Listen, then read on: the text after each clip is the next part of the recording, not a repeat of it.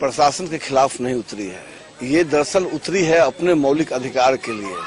हमारी किसी से नैतिक लड़ाई नहीं है, हमारी लड़ाई है तो सिर्फ इस बात की लड़ाई है कि आखिर यहाँ जो 25-26 साल से लोग रह रहे हैं, उनको आखिर उनका क्या दोष है कि उनको पानी और बिजली नहीं मिलता है। हर 5 साल पे लोकतंत्र का कोई न कोई चुनाव आता है और चुनाव जैसे ही आता है बड़े बड़े नेता यहाँ अपने बड़े बड़े वादे करके चले जाते हैं। मैं एक कलाकार हूँ और मुझे याद है यही वो 5 नंबर गली थी जहाँ पिछले साल हमने छठ का एक कार्यक्रम किया था। और जब मैं इस बस्ती में आया था तो मुझे ये लगा था कि आखिर यहाँ लाइट क्यों नहीं है, पानी क्यों नहीं है। मुझे तब आश्चर्य हुआ जब मुझे ये मालूम हुआ कि यहाँ 26 साल से लोग रह रहे हैं बिना पानी, बिना बिजली और बिना शौचालय के। कहीं न कहीं मैं एक संवेदनशील व्यक्ति हूँ और मैं भी मानव जाति से आता हूँ, तो मुझे भी लगा अगर मैं मानव हूँ, यहाँ के रहने वाले लोग भी मानव हैं, तो अगर मुझे मौलिक अधिकार मिला है तो इन्हें क्यों नहीं मिला है। इन्हें भी मौलिक अधिकार मिलना चाहिए। और आज जन जागरण अभियान है, आज से ये बस्ती जग चुकी है और इतिहास गवाह है, जब बस्ती जगती है, जब जनता जगता है, जब बच्चे जगते हैं, तब देश में क्रांति आती है। और मैं तो कहता हूँ ये गणपत पाटिल नगर के आजादी की लड़ाई है। जब हमारा देश गुलाम था उस समय भी एक आजादी की लड़ाई हम लोगों ने लड़ी थी अंग्रेजों से। ये एक आजादी की लड़ाई मुझे अपनों से लड़नी है जिन्होंने हमें गुलाम बना के रखा है कि जब चाहे आए वोट लिया, जब चाहे चले गए। हमें अपनी आजादी चाहिए और ये गणपत पाटिल नगर के आजादी की लड़ाई है।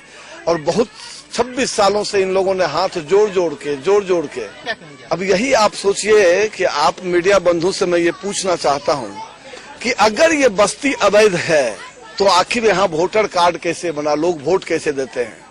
अगर बस्ती अवैध है तो क्या वोट देना जायज है। तो फिर हर 5 साल में ये लोग आके एक ही बात बोलते हैं कि नहीं तुम लोगों को मैं बिजली दे दूंगा, पानी दे दूंगा, तुम्हारे पास जो वोट है वो मुझे दे दो।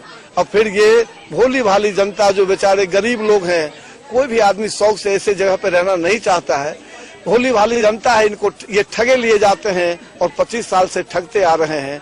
और शायद इस बार ठगना किसी के लिए भी नामुमकिन के बराबर होगा। यहाँ के जो जनप्रतिनिधि तो मैं तो चाहता हूँ कि 25 साल के अंदर जितने भी सांसद, विधायक और नगर सेवक बने आए, हमारे साथ चैनल के सामने बैठे और हमसे बात करें, हमें बताएं कि आखिर क्या कारण है कि वहाँ आज तक बिजली पानी नहीं आया। मैं माना कि बस्ती अवैध है, लेकिन जब आप बाबा भीमराव अम्बेडकर जी का संविधान देखोगे तो संविधान में ये लिखा हुआ है मनुष्य होता है वो चाहे जिसके जमीन पे रहे, जहाँ रहे, जिस रूप में रहे, उसका मौलिक अधिकार पानी है, तो उसको पानी मिलना ही चाहिए। अगला कदम क्या होगा आपकी और आपकी संस्था का? हमारे संस्था का अगला कदम है ये आज हम लोग जन जागरण अभियान कर रहे हैं। हर 2 दिन पे ये जन जागरण अभियान चलेगा और उसके बाद एक क्रांति आएगी। उसके बाद यही सामने सत्याग्रह आंदोलन होगा इसी लिंकिंग रोड पे, और वही सत्याग्रह आंदोलन होगा नेशनल, ये जो हाईवे बना है देसर हाईवे पे, वहाँ हम ये सारे छोटे छोटे इस बच्चे की तरफ आप कैमरा घुमाइए, इसकी क्या गलती है। अगर ये बच्चा इस बस्ती में पैदा लिया है तो इसकी क्या गलती है। क्या ये देश का भविष्य नहीं है।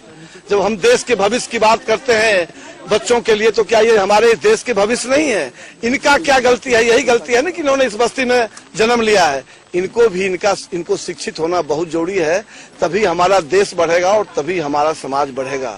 ये जो क्रांति है ये आने वाले 15 दिन का अल्टीमेटम, मैंने तमाम लोगों को पत्र लिख के 15 दिन का अल्टीमेटम दिया हूँ कि अगर 15 दिन में कोई भी वैकल्पिक व्यवस्था नहीं हुई इन लोगों का, पानी का, शौचालय का। आज आप ये बताइए मुझे, कहीं भी प्राकृतिक आपदा आता है, भूकंप आता है, चाहे बाढ़ आता है, कुछ भी आता है, आखिर हमारे देश की सेना 24 घंटे में वहाँ स्थिति कैसे बहाल करती है।